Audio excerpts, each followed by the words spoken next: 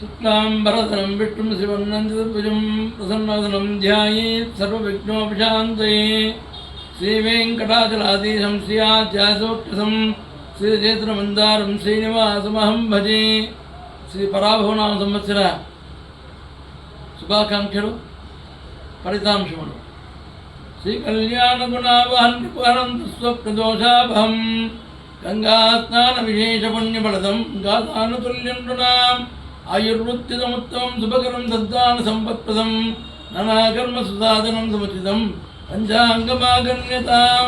ఈ పంచాంగ శ్రవణం చేయడం ద్వారా కళ్యాణప్రదంగాను శ్రేయపరంగాను ఆరోగ్యపరంగాను దుస్వప్నాలను హరించేటువంటి విధంగా గోదాన చేస్తే ఎంత ఫలం వస్తుందో ఆ ఫలము వచ్చేటువంటి అవకాశం ఉంది. కాబట్టి ఈ ఉగాది నాడు అందరూ కూడా పంచాంగ శ్రవణాన్ని వీక్షించి పంచాంగ శ్రవణాన్ని వినాలని అందరినీ కూడా కోరడమైంది. ఈ సంవత్సరానికి అధిపతి గురువు, మంత్రి కుజుడు ఇత్యాది నవనాయకులలో కూడా ఎక్కువ మంది శుభులే ఉండడం వలన శుభ ఫలితాలు అందరికీ కూడా లభిస్తుంది తెలియజేయడమైనది.